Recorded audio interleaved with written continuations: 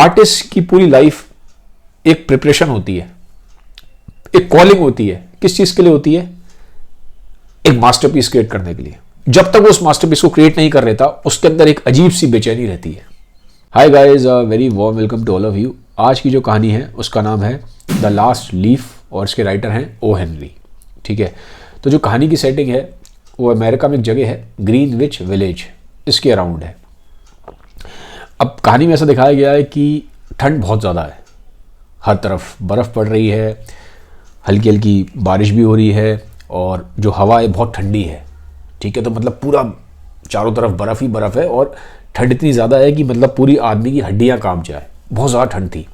तो अब होता क्या है कि एक बड़ा सा एक अपार्टमेंट होता है, एक बड़ी सी बिल्डिंग है। उस बिल्डिंग के 3rd फ्लोर पे 2 लड़कियां रहती हैं। 2 लड़कियां दोस्त हैं, एक का नाम है जॉन सी और एक का नाम है सुई।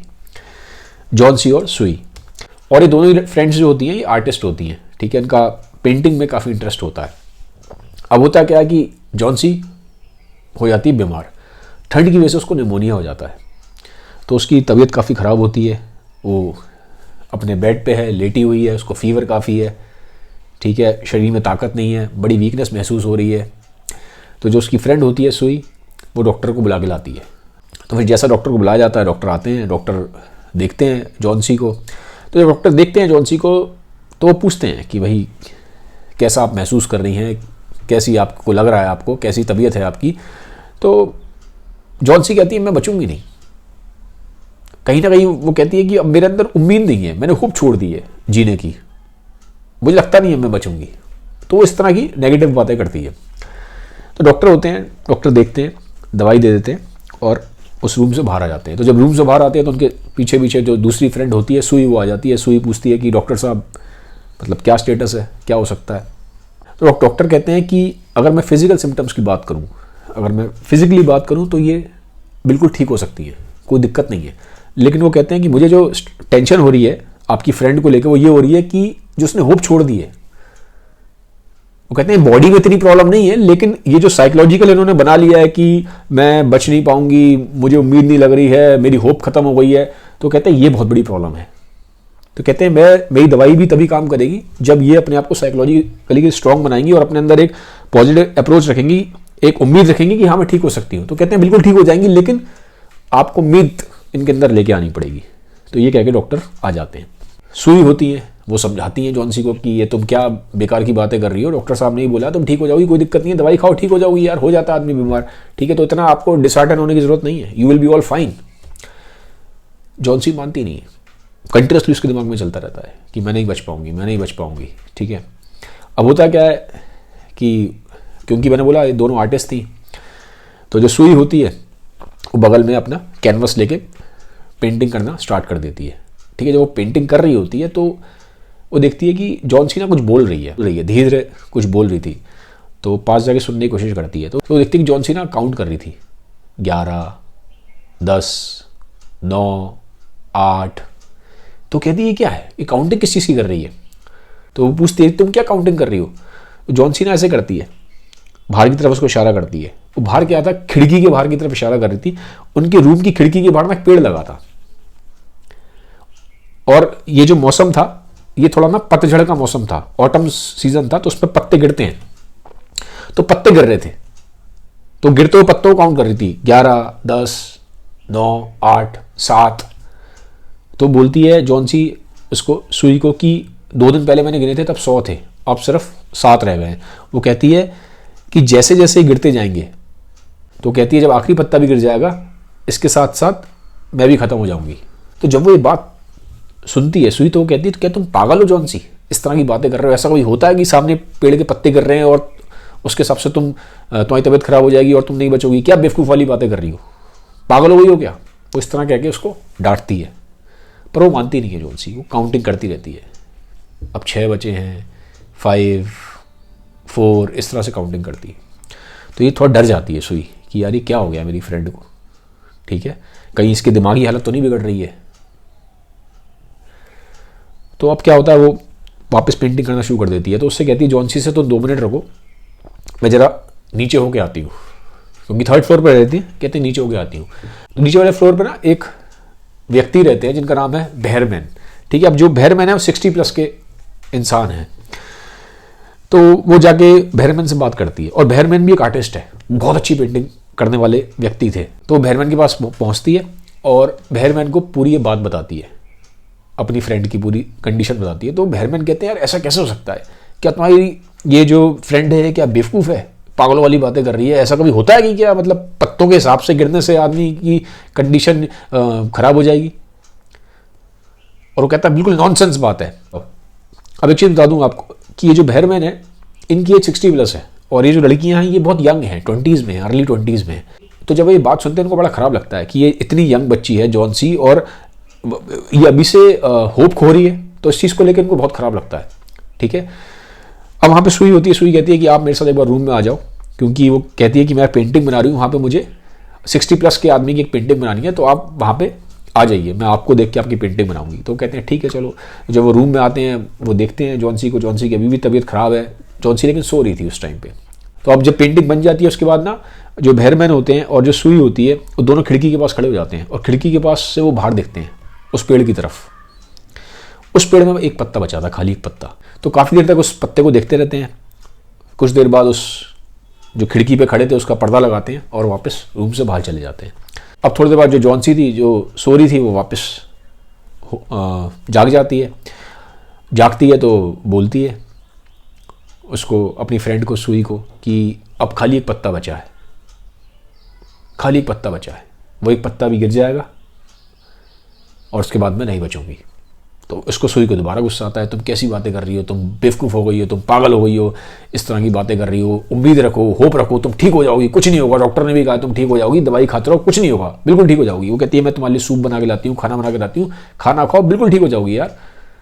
वो कहती है नहीं नहीं मैं नहीं खाऊंगी, मैं कुछ नहीं खाऊंगी, मैं सूप नहीं पीऊंगी, मैं कुछ खाना नहीं खाऊंगी। तो वो एक तरीके से यहाँ पे दिखाया गया कि वो एकदम से ना होप खो रही है। ठीक है, वो कहती है तुम देखना, सुई को बोलती है कि तुम देखना, बाहर आंधी चल रही है, बाहर बर्फ का तूफान चल रहा है, ठीक है, कल सुबह तक वो आखिरी पत्ता भी गिर जाएगा और फिर मैं नहीं बचूंगी। तो ये कंटिन्यूसली नेगेटिव बातें कर रही है। सुई उसको समझा रही है, पॉजिटिव बातें कर रही है, उसको मोटिवेट कर रही है, लेकिन ये कंटिन्यूसली नेगेटिव बातें कर रही है जॉन सी। तो रात बीत जाती है, अगले दिन सुबह होती है। तो जॉन सी उठती है और सुई से कहती है कि वो पर्दा हटा दो, मैं उस देखना चाहती हूँ अब उस पेड़ को सामने। तो जैसे वो पर्दा हटाती है वो पत्ता वहीं का वहीं होता है, कुछ नहीं होता उस पत्ते को। वो लास्ट लीफ बचा है, आखिरी पत्ता है, लेकिन वो वहीं का वहीं है। तो उसको लगता है पत्ता तो वहीं का वहीं है। थोड़ा सा उसको भी फिर हल्की सी उम्मीद आती है कि यार पत्ता है वहाँ पे, तो यानी कि अभी मैं ठीक है, मामला भी ठीक है, अभी कोई इतनी दिक्कत वाली बात नहीं है। तो ऐसा उसको लगता है जॉन सी को। फिर एक दिन निकल जाता है, पूरा दिन निकलता है, शाम के बाद रात होती है। अब रात को फिर वहाँ पे बारिश बहुत हुई थी, बर्फीला तूफान था, बहुत तेज़ बादल गरज रहे हैं और आंधी वांधी चल रही है, ठीक है, सब कुछ हो रहा है।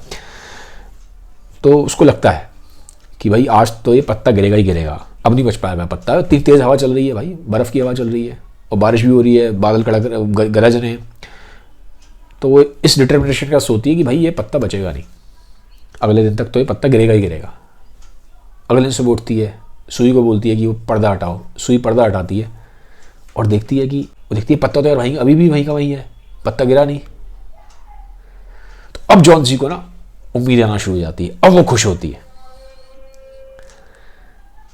वो कहती है हाँ यार अब मैं जी सकती हूँ, ठीक है। सुई भी उसको बोल सकती है मैं कह रही थी ना तू जी सकती है, तू ठीक होगी, तो ये कुछ नहीं होगा, तू जबरदस्ती फालतू में नेगेटिव सोचती है, देख ले सामने पत्ता भी नहीं गिरा, ठीक, तो जी सकती है, सूप पी, खाना खा। तो खुश हो जाती है, खाना भी खाने लग जाती है, सूप भी पीने लग जाती है, ठीक है। उसकी तबीयत ठीक होना शुरू हो जाती है, वो एकदम 1-2 दिन के अंदर बिल्कुल भला चंगी हो जाती है, बिल्कुल रिकवर कर जाती है, बिल्कुल बढ़िया हो जाती है, ठीक है। उसके अंदर होप है, पॉजिटिव हो गई, क्योंकि जो सामने पत्ता था वो गिरा नहीं, अभी भी वहीं का वहीं है, येलोइश ग्रीन कलर का पत्ता है।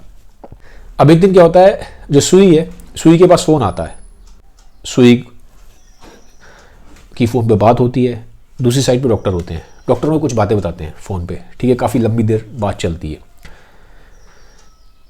सुई फ़ोन रखती है, फ़ोन रखने के बाद जॉन सी के पास आती है। जॉन सी बैठी हुई है, खुश है, हेल्दी हो चुकी है, नॉर्मल हो चुकी है, वापस उसकी हेल्थ रिकवर हो चुकी है। तो उसका ऐसे हाथ पकड़ती है, ऐसे उसके हाथ में हाथ रखती है सुई जॉन-सी की और उसको एक बात बोलती है कि जॉन-सी आज मैं तुम्हें कुछ एक बात बताना चाहती हूँ। तो कहती है हाँ बताओ। तो कहती है जब तुम बीमार थी ना तो मेरी मुलाकात बेहरमैन से हुई थी। तो वो कहती है कि बेहरमैन एक बहुत अच्छे आर्टिस्ट हैं और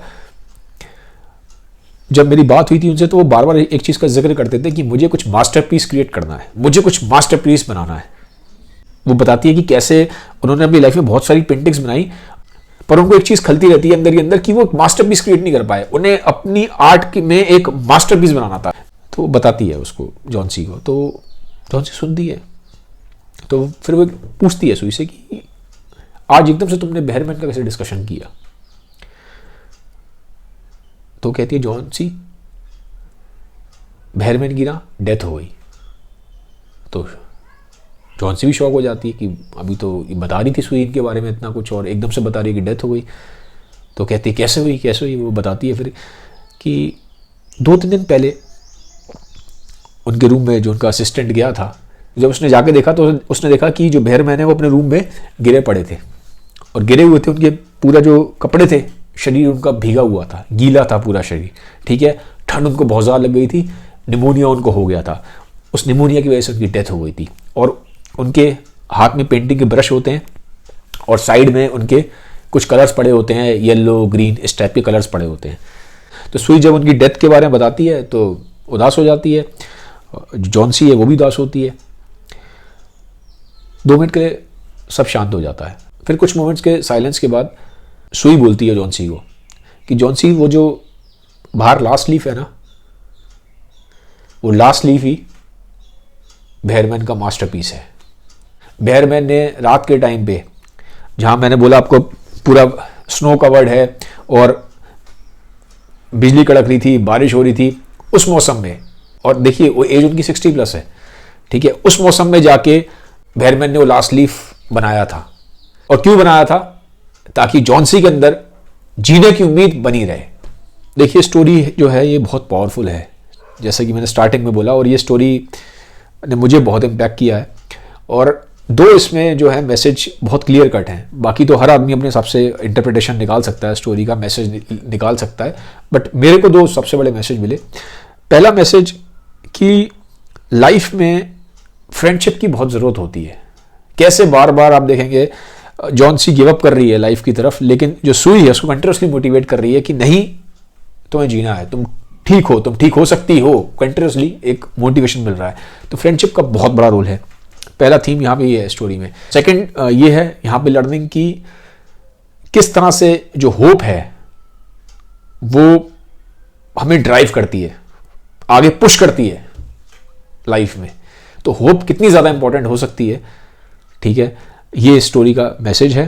थर्ड मैं बोलूँगा जो राइटर ने इसके थ्रू एक बहुत स्ट्रॉन्ग लेसन दिया है कहानी के थ्रू, वो ये कि आर्टिस्ट की पूरी लाइफ एक प्रिपरेशन होती है, एक कॉलिंग होती है। किस चीज़ के लिए होती है? एक मास्टरपीस क्रिएट करने के लिए। जब तक वो उस मास्टरपीस को क्रिएट नहीं कर लेता उसके अंदर एक अजीब सी बेचैनी रहती है, एक अजीब सी बेचैनी रहती है। और एक जो आर्टिस्ट का मास्टरपीस वर्क होता है ना, वो बहुत एक स्ट्रॉन्ग रिप्रेजेंटेशन होता है ब्यूटी का, और ऐसा बोला जाता है कि beauty will save this world, ठीक है। तो ये था आज का वीडियो। आई होप ये कहानी आपको अच्छी लगी होगी। अच्छी लगी है तो उसको बाकी लोगों के साथ भी शेयर कर दीजिएगा। आपने इस वीडियो को एंड तक सुना उसके लिए आपका बहुत बहुत thanks. Have a nice day, bye bye, take care.